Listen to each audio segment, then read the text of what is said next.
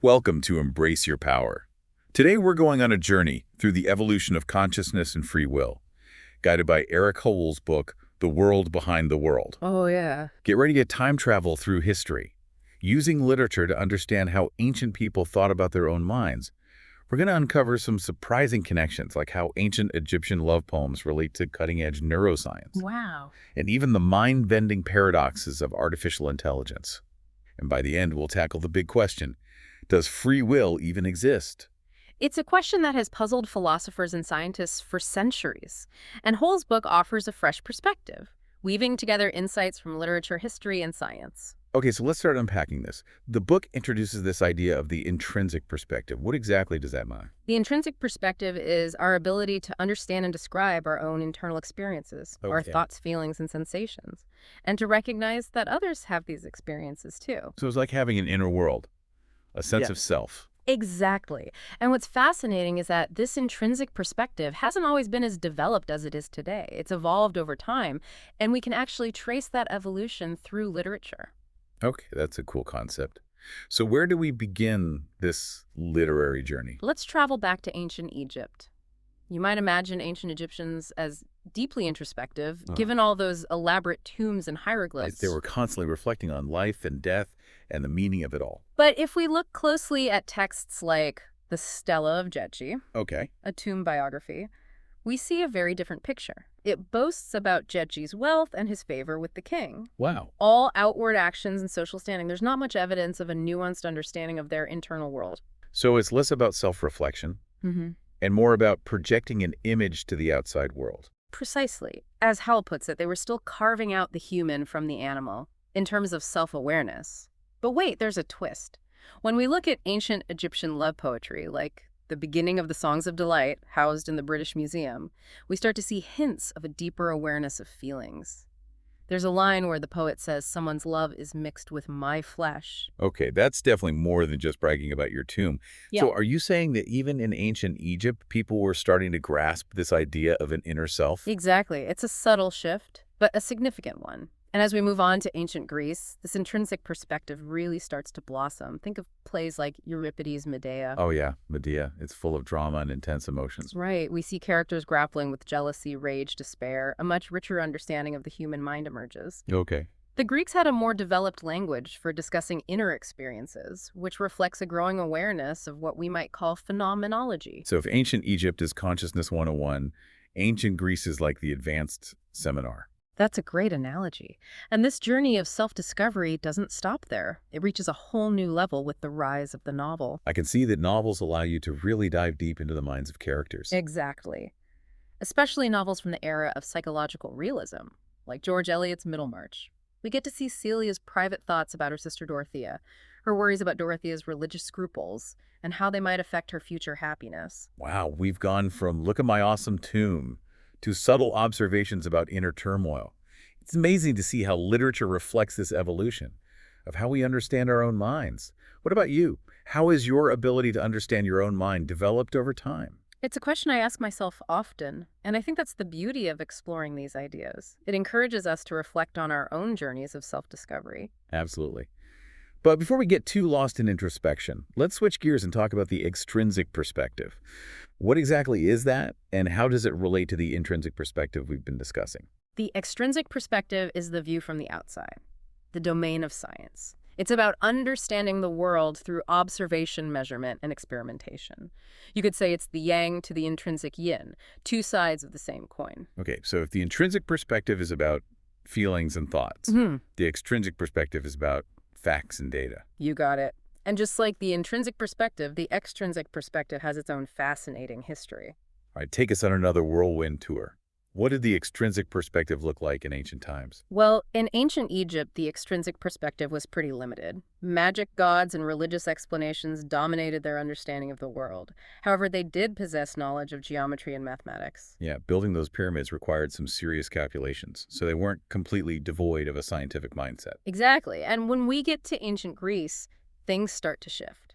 The Greeks made attempts at extrinsic explanations, Okay. but they were still influenced by this idea that the world operates according to purpose, a kind of mentalistic urge. It sounds like they were caught between these two perspectives. trying to make sense of the world through both the lens of inner experience and the lens of observation. That's a great observation. And it wasn't until the scientific revolution that the extrinsic perspective truly blossomed. The Republic of Letters, a network of intellectuals who exchanged ideas through letters, played a crucial role. So a giant nerdy pen pal club revolutionized science. I love it. It's true. This collaboration and exchange of ideas led to rapid advancements in our understanding of the world. For example, Einstein and Picasso were both influenced by the same book, Science and Hypothesis, which explored the concept of the fourth dimension. Einstein incorporated it mathematically into his theory of relativity as time itself, while Picasso explored it visually in his Cubist paintings as layered perspectives. Hold on. Einstein and Picasso, Ah, the physicist and the painter. What's the connection? that's the amazing part. They were both wrestling with the same ideas, drawing inspiration from the same source, but expressing it in radically different ways. It highlights how the extrinsic perspective can shape our understanding of the world, even beyond the realm of science. Wow. That's mind officially blown. Mhm. But you said earlier that contemporary science is still struggling to understand consciousness. I thought we had it all figured out by now, with all our fancy brain scanning technology. Not quite. Consciousness is a particularly slippery subject. Neuroscience, in particular, faces the challenge of studying something that is inherently subjective. Yeah, I can see how that would be tricky. Mm. How do you measure thoughts and feelings in a lab? That's the million-dollar question. There have been some spectacular failures along the way. Take mirror neurons, for example. Oh yeah, mirror neurons. Weren't they supposed to be the key to empathy and social understanding? They were hailed as a revolutionary discovery, Yeah. the neurons that shaped civilization even. But the hype faded as those initial findings couldn't be replicated reliably. So mirror neurons were like the scientific equivalent of a one-hit wonder. All buzz, no substance. Pretty much. And it highlights a larger problem in neuroscience, the tendency to overhype findings and the inherent difficulty of studying the brain. So it's not as simple as just sticking someone in an fMRI machine and watching their brain light up. Not at all. There's a replication bubble in neuroimaging studies, leading to a lot of uncertainty and conflicting results. Okay, I see the problem. But why should I care about the limitations of neuroscience? Does this mean we'll never understand our own minds? It's not about giving up, but about being aware of the challenges. It impacts our understanding of ourselves, our mental health, and even our legal system. If we can't reliably study consciousness, how can we make informed decisions about these issues? It's a sobering thought. So where do we go from here? Is there any hope of cracking the code of consciousness?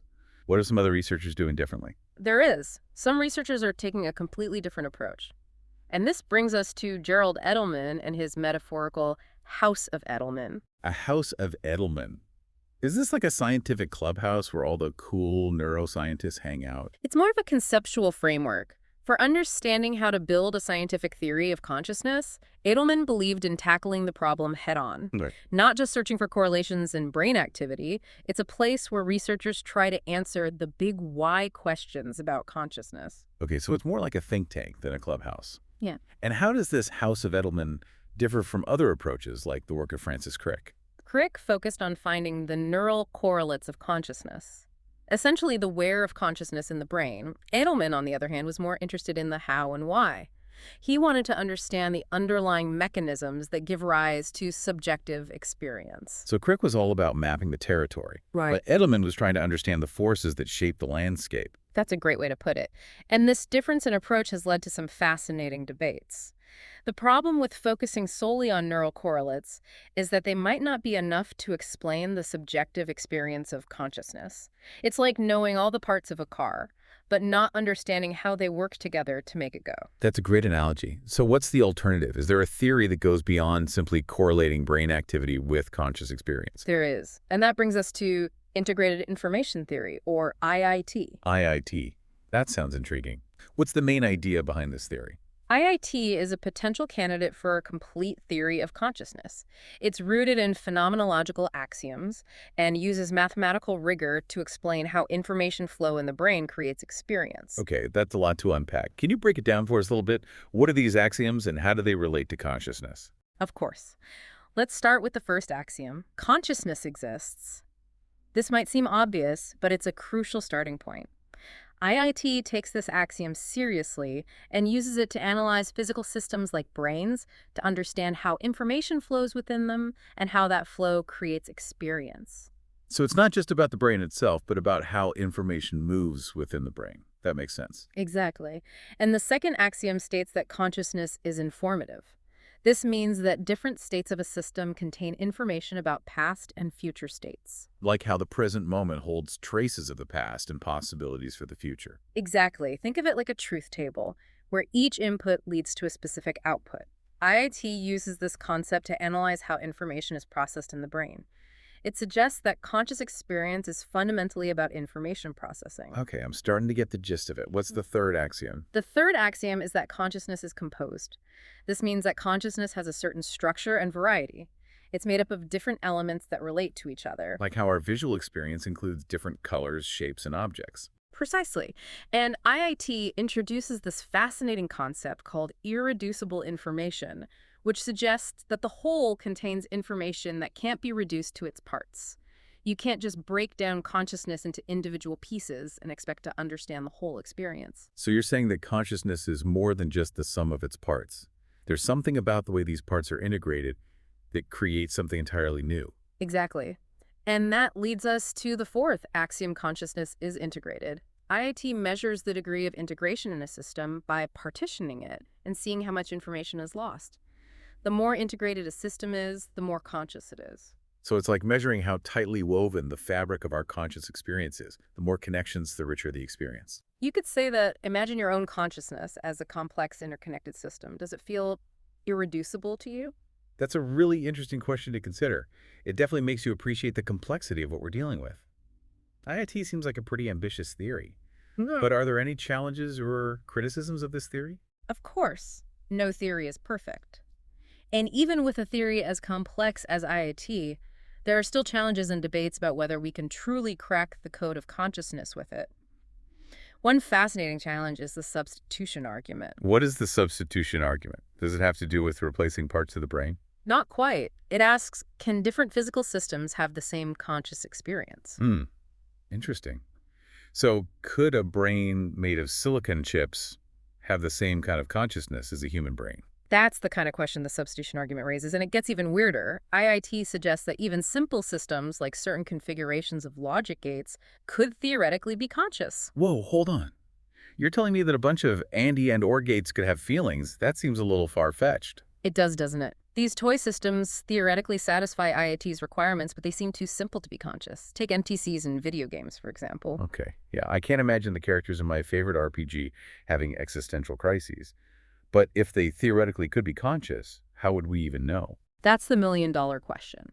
If an AI claimed to be conscious, how would we know if it was telling the truth? This is where things get really tricky. It's like a philosophical Turing test. We've talked a lot about consciousness, but what about free will? Does IIT have anything to say about that? Absolutely. In Yeah. fact, our exploration of consciousness has laid the groundwork for a scientific definition of free will. I'm all ears. How does a theory based on information and integration lead to a definition of free will? Well, it all comes down to a few key concepts: causal emergence, computational irreducibility, and the limits of prediction. All right, let's break those down one by one.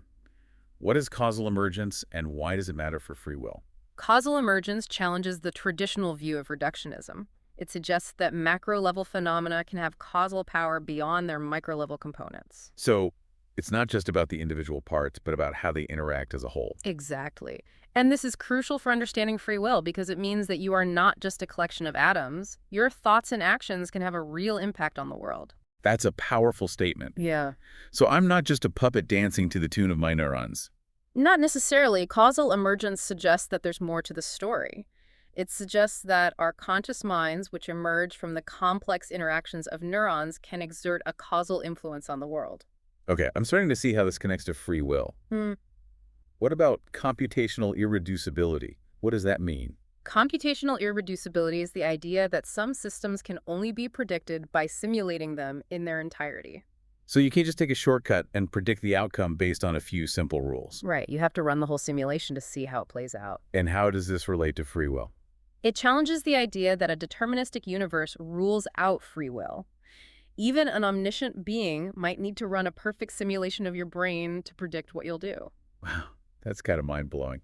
So even if everything in the universe is predetermined, it doesn't mean that our choices are meaningless. Exactly. The complexity of our brains combined with the limits of prediction could still leave room for free will. Okay, I'm starting to see the bigger picture here. But how do we define free will scientifically? It seems like such an abstract concept. It is abstract, but we can offer a tentative definition based on these ideas. Free will, from a scientific perspective, could be described as an agent with causal emergence, influenced more by recent internal states than distant past states, and computationally irreducible. So it's about having the capacity to act independently based on our thoughts and feelings in a way that can't be easily predicted. That's a good way to put it. It's about recognizing the complexity of the human mind and how that complexity might allow for genuine freedom of choice. Of course, this scientific definition might not settle all the philosophical arguments, but it does offer a new way to think about free will grounded in our understanding of the brain and the limits of science. I think it's a great starting point. And it's exciting to see how science can contribute to these age-old philosophical questions. But before we get too carried away, maybe we should pause here for a moment. I think our listeners could use a little time to process all of this incredible information about consciousness, IIT, and free will. We will wrap up Embrace Your Power in our final segment.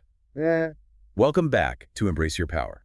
We've been on quite a journey exploring the evolution of consciousness and free will, starting with ancient texts and ending up at the frontiers of neuroscience. It's remarkable how these big questions have captivated thinkers for centuries, and how new insights continue to emerge from unexpected places. It really makes you realize that the quest to understand the human mind is an ongoing adventure. And as we've seen, there's no easy answer, no single aha moment that unlocks all the secrets. True. From ancient Egyptian tombs to the cutting edge of neuroscience, we've uncovered layer upon layer of complexity. We started with this idea of the intrinsic perspective, that capacity for self-awareness and reflection, and we saw how it developed through history, finding expression in literature and art. And we realized that this intrinsic perspective exists alongside the extrinsic perspective, the scientific view of the world, which also has its own fascinating history. It's like these two lenses, the subjective and the objective, are constantly shaping our understanding of who we are and how the world works. Exactly. And as we discussed, even with all our scientific advancements, consciousness remains a profound mystery. Remember those mirror neurons? Initially hailed as a breakthrough, they turned out to be a cautionary tale about the challenges of studying the brain. It was a good reminder that science is an ongoing process, full of twists and turns, dead ends, and unexpected breakthroughs. Precisely. And when it comes to consciousness, we're still in the early stages of exploration. We're developing new tools and techniques, like neuroimaging. But we need to be mindful of their limitations. The replication bubble you mentioned earlier highlights the need for rigorous research and cautious interpretation of findings. It's a humbling reminder that we don't have all the answers, and that's okay. It just makes the quest even more intriguing. Speaking of intriguing, we explored a theory called Integrated Information Theory, or IIT, which aims to provide a more complete account of consciousness. IIT is definitely a bold theory, grounded in the idea that consciousness is fundamentally about information processing and integration. Remember those 4 axioms we discussed? Consciousness exists. It's informative, it's composed, and it's integrated. Right. Those axioms highlight the key features of consciousness, according to IIT. And it was fascinating to think about the implications of each axiom. Like, what does it really mean for consciousness to be informative? It suggests that conscious experience is not just about the present moment, but about the way that moment is shaped by the past and opens up possibilities for the future. It connects us to the flow of time and gives our experiences a sense of meaning and coherence. And then there's that mind-bending concept of irreducible information, which challenges the idea that we can fully understand consciousness by breaking it down into its individual parts. It suggests that the whole is greater than the sum of its parts, and that there's something special about the way those parts are integrated that gives rise to subjective experience. It's a powerful concept that resonates with many people's intuitions about the nature of consciousness. But of course, as with any scientific theory, there are challenges and criticisms. We discussed the substitution argument and the possibility that even simple systems, like those toy systems you mentioned, could theoretically be conscious according to IIT. Right. Those thought experiments really push the boundaries of what we consider to be conscious, and they raise some profound questions about how we would even know if an artificial system was truly experiencing something. It's like a whole new dimension to the Turing test. Exactly. And then, of course, there's the question of free will. Does the scientific understanding of consciousness offer any insights into this age-old debate? Will you explain how concepts like causal emergence, computational irreducibility, and the limits of prediction could provide a new framework for thinking about free will. Yes, those concepts are key. Causal emergence challenges the idea that we're just a collection of atoms, suggesting that our conscious minds can exert real influence on the world. Computational irreducibility points to the inherent complexity of the brain and the limits of prediction, even for an all-knowing being.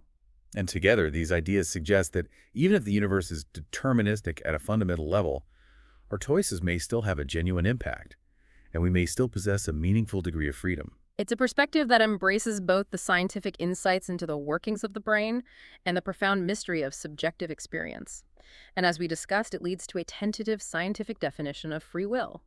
An agent with causal emergence, influenced more by recent internal states than distant past states, and computationally irreducible. This is a definition that's both grounded in science and open to the possibility that we are more than just the sum of our parts. Exactly. And in the absence of definitive proof, perhaps the most empowering stance is to embrace the possibility of free will, to believe that our choices matter and that we have the capacity to shape our own destinies. That brings to mind William James and his famous declaration, "My first act of free will shall be to believe in free will." It's a powerful reminder that sometimes the act of believing can be a powerful force in itself. Indeed, and I think that's a fitting message to end our Embrace Your Power session on. I agree. This whole conversation has really made me appreciate the power of the human mind, its capacity for self-reflection, its drive to understand the world, and its ability to create meaning and purpose even in the face of uncertainty. Well said. And if there's one takeaway I hope our listeners will embrace, it's this. Never underestimate the power of your own mind. Keep questioning, keep learning, and keep exploring the world with a sense of wonder and curiosity. If you're ready to embark on your own journey of self-discovery and exploration of consciousness, I highly recommend checking out Erik Hoel's book, The World Behind the World. It's a thought-provoking and mind-bending read. I second that recommendation. Until next time, keep embracing your power.